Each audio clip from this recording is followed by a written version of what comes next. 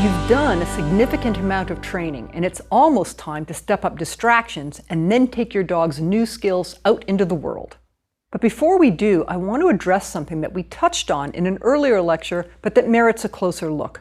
Those fight or flight action patterns that manifest in our dogs as fear and aggression. Before we begin, an important message. If your dog is suffering from fear or aggression, get competent professional help. It can be made better, but you need one-on-one professional guidance. One of the first things taught to aspiring behavior counselors at the Academy is a diagnostic watershed. Anytime a dog is presented with a behavior problem, the first question we ask ourselves is this dog upset? The reason this is so critical is that the approach to dogs who are upset is different from the approach to dogs who are not upset. So how are we defining upset? An upset dog is worried, anxious, uncomfortable, or afraid. This can be manifested in a few ways: fight, flight, or freezing. First, the dog might be frankly fearful, cowering, or fleeing. If he's prevented from fleeing, he attempts to flee. He might yelp, whine, scream, or be silent. An upset dog might also be aggressive. He might growl, snarl, snap, and bite. He might do so as Plan A, or he might do so if Plan A was flight, and that is preempted by a leash, walls, or restraint. A dog who is upset might also do none of these things. He might freeze, which can be misinterpreted as fine. But if you look, he's likely got a tight body and tight face. His ears might be plastered back and his body slightly shrunken. He might hang back, but not be in open flight. He won't be interested in treats. Our goal in diagnosing whether dogs are upset or not is not to catch it when it's frank fear or aggression. It is much better to notice it early so that the dog can be removed from the situation so the problem is not exacerbated and his fear, anxiety, or aggression competently addressed. In the old days, upset dogs and non-upset dogs were usually lumped together as either good or bad dogs, with that diagnosis based solely on whether the dog was doing a behavior that inconvenienced or aggravated the handler. In the case of an upset dog, this is the equivalent of a person who is afraid of spiders being choked or electrically shocked if they attempted to get away from one, basically a double bind. Now we know that that is not only inhumane, but doesn't get at the root of the problem, which is that emotion. This is the crux of the diagnostic watershed. Do we want to get at emotion, or is the dog truly fine emotionally, but just guessing wrong with his behavior? Here's the thing. We have the technology to change emotion if we're crafty enough. There are two ways. One is to train a competing response with very conservative criteria so the dog develops the side effect of loving the problem, people or dogs or whatever it is that upsets him, because that problem is never too intense and it means he gets to play the easy game for prizes. For instance, whenever you see a dog, make eye contact with your handler and win steak. There's some devil in the details, so once again, if your dog has a problem, get a good pro in to help you. The other way to change emotion is more direct, to employ respondent conditioning, also known as classical or Pavlovian conditioning, which we'll talk about in detail in a future lesson. Notice that up until now, we've been on the right side of the flowchart, increasing sits and downs and recalls, decreasing pulling on leash and charging through doorways and jumping up when someone tries to pat, all via manipulation of consequences. Except for that first step in the recall, preview of coming attractions. In this lesson, we are zooming out to consider how dogs get this way in the first place, the various types of fear and anxiety and aggression presented to us in applied behavior, and I'll give you broad strategies that you can implement to keep your dog emotionally healthy. Remember back when we were going over those big four action pattern categories: fight, flight, feeding, and courtship. These help animals solve vital problems of everyday living. I'd like you to notice something. 2 of the big 4 address self-defense and defense of resources, fight and flight. Fear and aggression is big business in the animal world. Any immediate threat of death, bodily injury, or loss of critical resources is basically an emergency. When a lion charges, zebras who are grazing or engaging in courtship do not think, "Ooh, let me just grab a few more mouthfuls of grass and then I'll flee." These are trumping motivations, which is why, very early on, one of our cardinal rules of dog training was the rule that the dog has to feel safe. Our crummy little games for crummy little prizes do not matter if a dog feels there is any imminent threat to life or limb. This isn't dogs being drama queens. This is how properly functioning animals are wired. Because here's the thing. In the natural world, fear is good. A helpful way to think about fear is which side animals want to make their errors on. We all make errors. We can't get it right all the time. Some of us err on the side of caution. Some of us are more risk takers.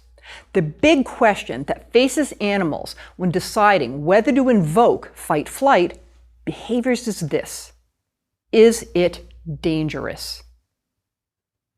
This question, is it dangerous, can be answered in 2 ways. Yes, it's dangerous, and no, it's not. Animals will come up with their answer, and then they'll either be right or they'll be wrong. Scientists will recognize these 2 types of errors as type 1 and type 2, false positives and false negatives. From the perspective of an animal asking the question, is it dangerous, true positives and true negatives, where the animal answers correctly, are ideal. If it's dangerous, the animal kicks on the fight-flight, and their best possible chance of survival ensues. If it's not dangerous, the animal doesn't spend the energy and time from other pursuits on useless fight-flight behaviors. All is well. But nobody gets it right all the time. And when the question is it dangerous? There are costs both ways to wrong answers. Let's look at these costs. False positive will waste energy and suck time from other endeavors. No question. It's inefficient. If you spook at a butterfly, it's not optimal. But a false negative, failing to respond to a threat, is very often a death sentence. Animals usually make that error once. And all extant animals are descended from an unbroken line of ancestors who didn't mess that one up.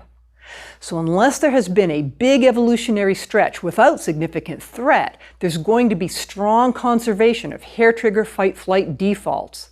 The cost of false negatives is just that high. Lo and behold, dogs behave like animals. If we stop exerting pressure to keep fight-flight at bay, they spook at novelty, are suspicious of strangers, freak out if their limbs are touched or restrained, and they protect scarce resources. So how to keep the pressure on? 2 ways: genetics and rearing practices. Many people think that if a dog is fearful or aggressive, it means that dog has had a bad experience, some sort of abuse. Most of the time, however, fear and aggression in our dogs results from failures of omission rather than commission. We have to actively push back against fight-flight because there are multiple mechanisms, any one of which is sufficient to make dogs fearful. Let's go over them. The first of these chronologically is genetics. There's no question among anybody reputable in applied behavior that genes influence behavior. It's complex. There are lots of genes working in concert with one another, and their turning on and off is sensitive to the environment, but that in no way means genetics don't matter. And this jibes with what we see in clinical practice. Perhaps the most instructive experiment ever done was on a not too distant relative of dogs. I'm talking about the Russian fox experiment. It's going on 60 years now that Russian geneticist Dmitry Belyaev started selectively breeding silver foxes using a single criterion: tameness. The question was a simple one. Can a wild species be domesticated or partly domesticated, and if so, how long will it take? Initially, tameness consisted of those foxes with the shortest flight distance.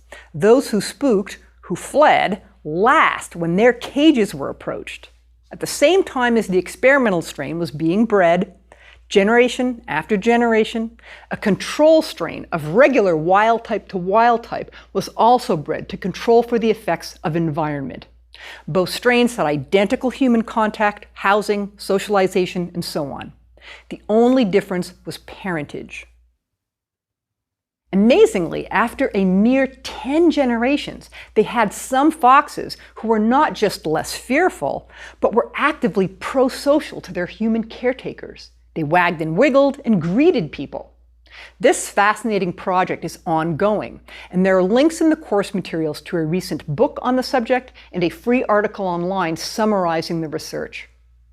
There has been less research on this type on dogs, but what has been done corroborates that genetics alone can produce fearful behavior in dogs.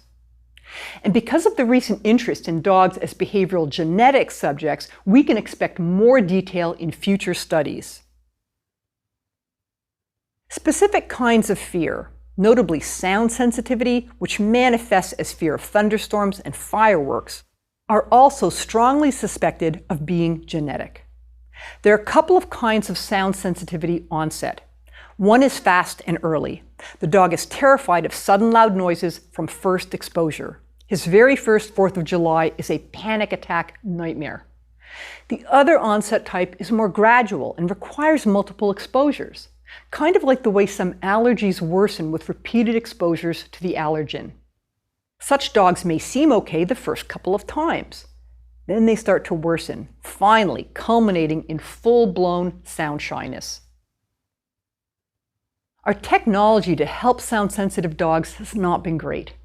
The current gold standard is a combination of a safe room, a bunker with as much noise blocked out as possible, via white noise generation, via dog earmuffs, and medication.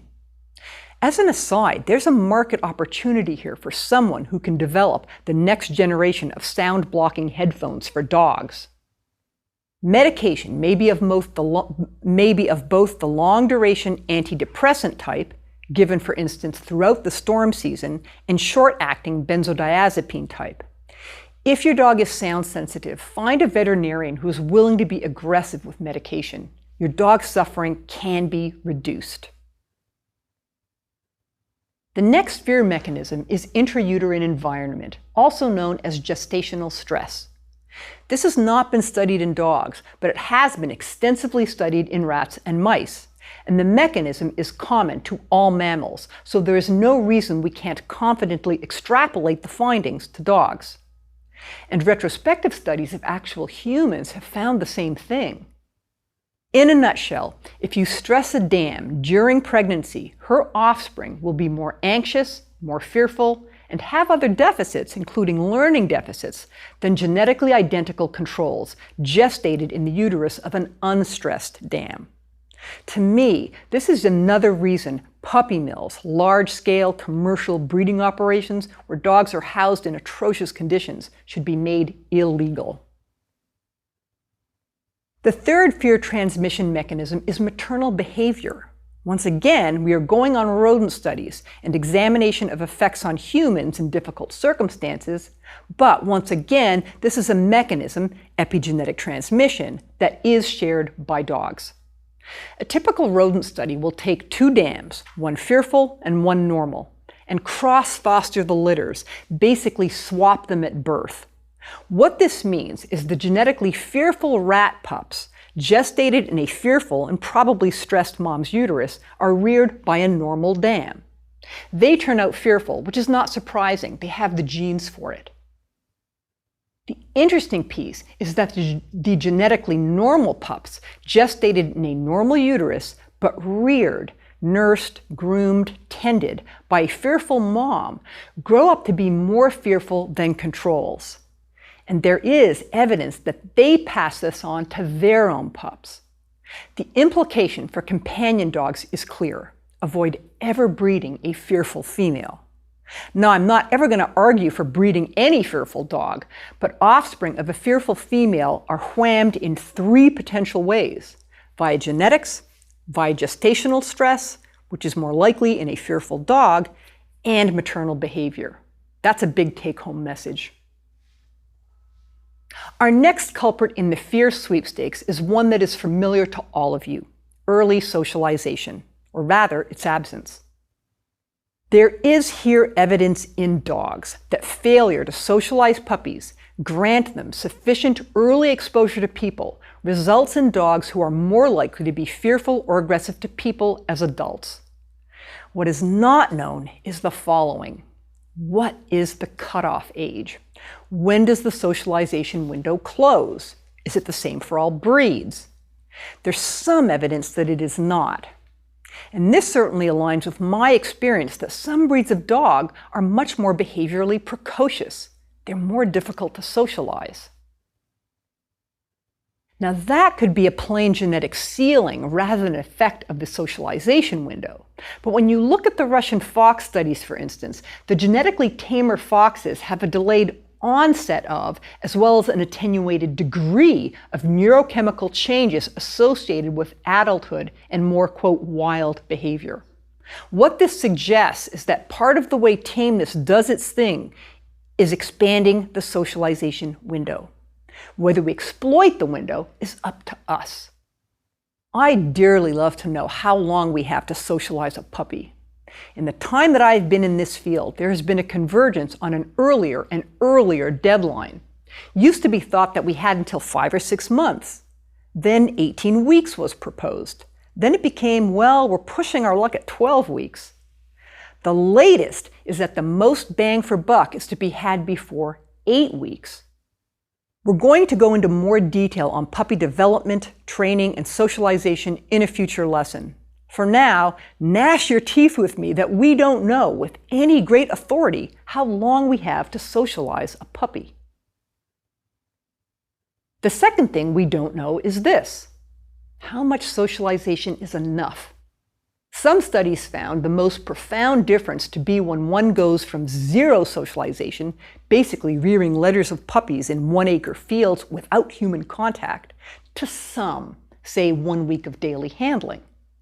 My experience in the field has been that more is better, and that good experiences, play, investigation, treats, toys, is better than neutral habituation.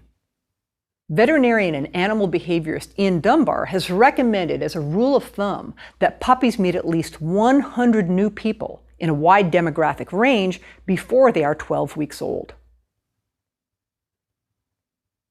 Because socializing a puppy is so much easier than desensitizing a fearful adult, and because once you have a puppy, team genetics, team gestational effects, and team maternal behavior are on the bench, it is tremendously important that a puppy meet and interact with and have great experiences with a huge volume and variety of people. We'll circle back to this when we talk about puppies.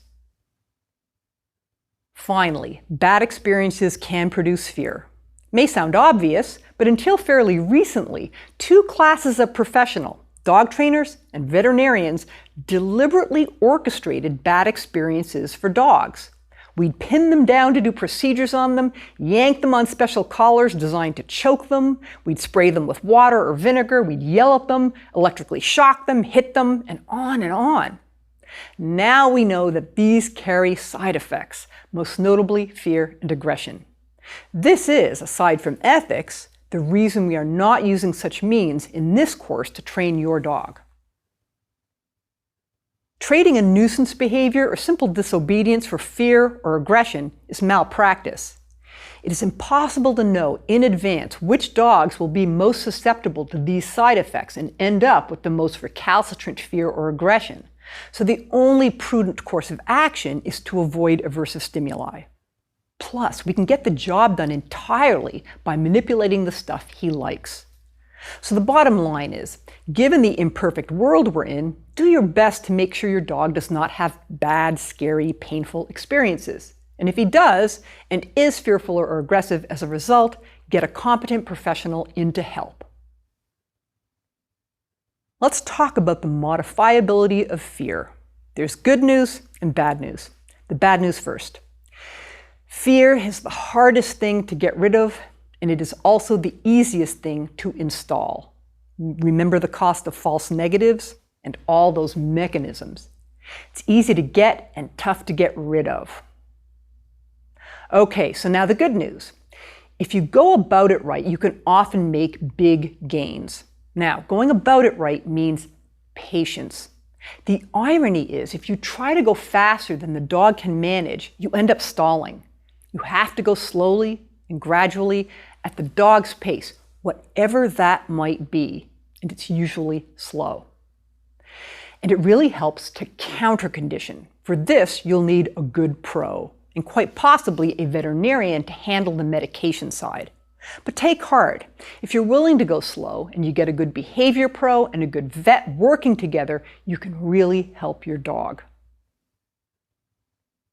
On to aggression, which is the fight side of the fight-flight coin.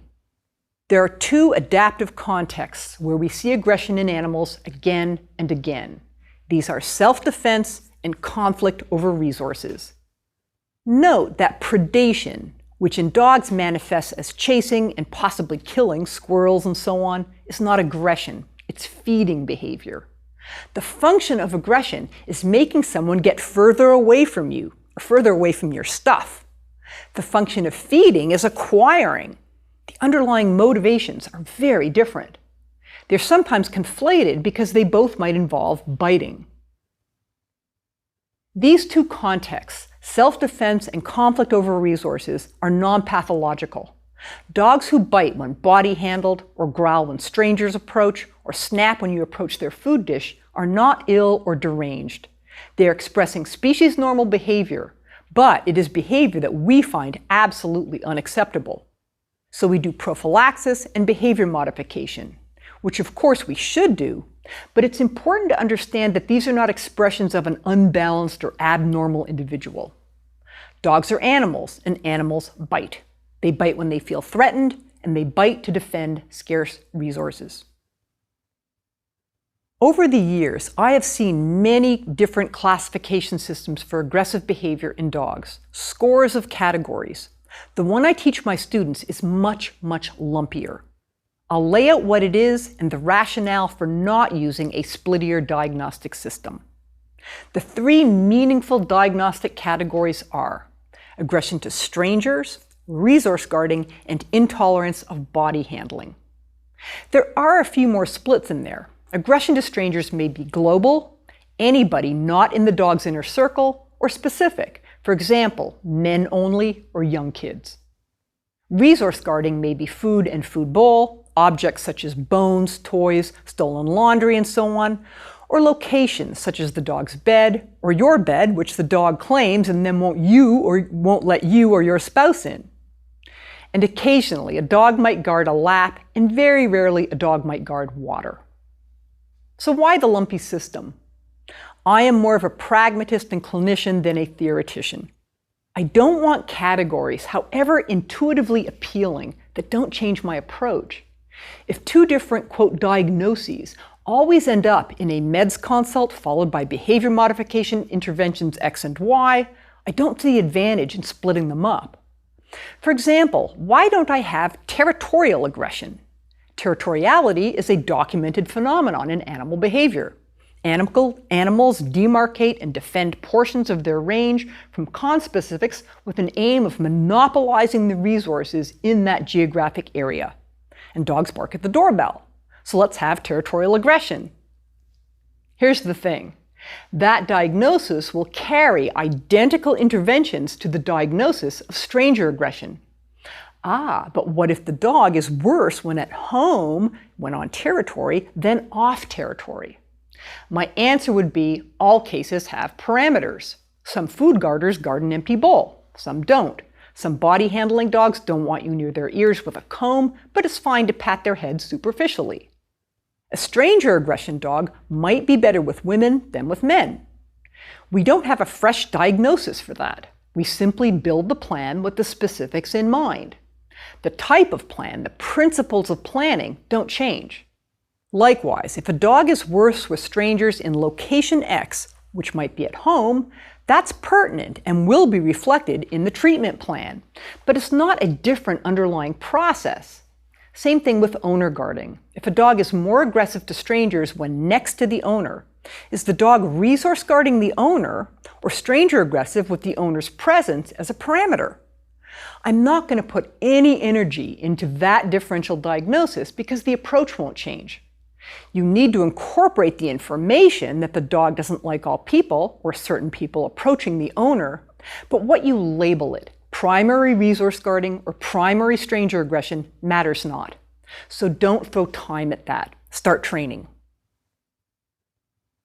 Because there are very well field-tested protocols for body handling, for food and object guarding, and for stranger aggression, those are to me the useful differentials. Okay, again, a reminder. If you have an aggressive adult, get a competent pro. If your dog is safe or you have a puppy and you're after prevention, here are some exercises. We're going to practice food bowl guarding prevention exercises with Moxie. The most important thing is the order of events. We're going to talk about why that is later. For now, it's Nike time. Just do it. The first exercise is what we call installment feeding. And installment feeding means that rather than just giving your dog all the ration in her bowl, you give them the empty bowl. Sometimes they're very puzzled by this. You put the bowl down at mealtime, there's nothing in it. And then you approach, and I don't care that she's here, it doesn't matter. She's going to very soon be interested in the bowl. And instead of giving all her ration at once, I'm going to do it in installments. So I've got one small handful of her normal food. Put it there. Okay. Look, look, look, look, look. She's on a sit stay. Okay, delicious. There we go. And then just as she's finishing, I approach and I give her next installment. What I want the dog to learn, and what she will learn, is that human approach is adding, making things better. This is Pavlovian conditioning, which we will talk about in some detail. Approach, next bit of ration, and then withdraw. And then just do this for a few days until you have the dog anticipating very happily your next approach. That's called installment feeding. The other exercise is what we call a food bowl bonus. And that means the dog has the entire regular ration and you approach mid-meal and you trump the ration, which means you put in a bonus which is far better than what they've got. So I've got her regular food here, which she likes just fine. But when she's mid-meal, I'm going to approach and add in some chicken, fresh chicken, which is going to be more delicious. So she's going to associate my approach with the chicken. And the first version of that is just to approach and add, just as I did with the installment feeding. So, okay. And as she's eating, approach, add the better piece. Okay, I'm going to give her another little installment of her ration and show you another couple of variations. So sometimes we not only want to be able to walk past or walk up to our dogs when they're eating, sometimes we want to be able to touch or actually remove the bowl. That's just sort of an extra added line of defense from that very natural tendency that dogs have to protect their food. So again, I give her her regular ration. And once you've trumped it a couple of times, sometimes the dog is like, I want what you've got. So best to do this cold. Touch the bowl and then add. Okay. Notice that order of events. Approach, touch the bowl, and then add. My final variation is that I'm going to actually remove her bowl. And I'm removing her bowl to make the meal better. This is a really good exercise to do with puppies. You can do literally 1 rep per meal if you like. Oh, it's a clever girl. So first thing is I give her her ration, or part of her ration in this case, because I'm demonstrating for you, I'm trying to stretch it out. You can do just 1 repetition per meal. I approach, take it away, improve it, and give it back. So this is not a leave it exercise. This is a removing something that the dog already has. So I'm going to simulate that by giving it to her. Approach, take it away, give her a little prize, and then give it back. Okay? When you're practicing this, unlike in real life, when if the dog has something that is forbidden or dangerous, you're going to take away and not give back. In practice sessions, provided we're using safe objects, you're going to give it back. Take away, pay, give it back. Okay. Let me show you with a stuffed Kong. The stuffed Kong, she's more likely to engage with, even though she's warmed up. It's got some peanut butter and some little beefy bits in it. So I'm going to give her that. Look, look, look. Ooh, look. Is that delicious? Oh, that's good for Moxie. She's a little bit on to me because she's warmed up. Nice problem to have. Ooh, look. Look, is that delicious? Oh, that's delicious. Yay.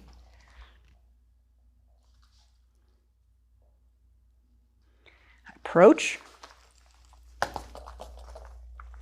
take it away, little bonus, give it back. With your dog's bones and chews and rawhides and pig's ears and so on, you can always give them back, which is nice. Practice this warmed up, and you can also practice this cold.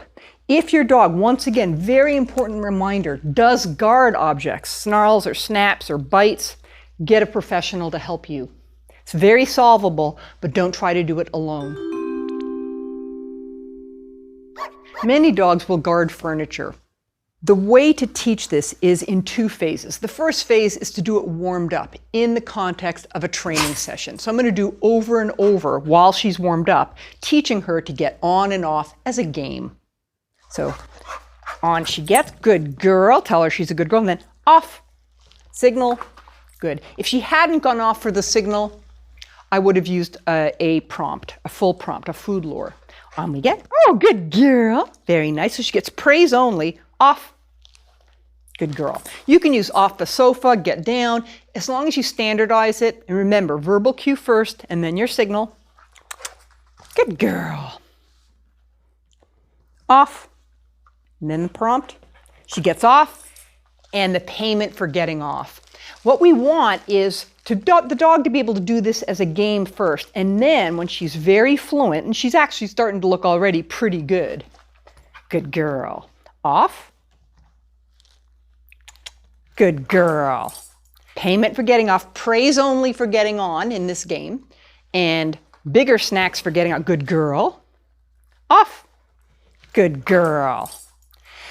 When you've done it as a game, the next thing you're going to do is practice cold. So when the dog has spontaneously claimed a piece of furniture, that is your cue to go over, cue them off, and that's going to be a little bit more difficult because they're actually comfy and they're dug in. Persevere, prompt them off, pay them for getting off. Only practice cold, and then over time, you'll develop a dog who you can cue on and off furniture as you like. There are some fantastic body handling and husbandry prep exercises that we are going to do later on, including getting your dog to love having his teeth brushed.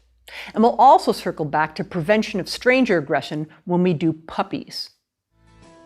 Finally, remember those early signs of fear: hunched, tight, not taking treats. It's important that you can recognize these signs, as pretty soon we'll be proofing your obedience in the wider world. If you see signs of fear, abort mission. He's got bigger fish to fry, and get appropriate help.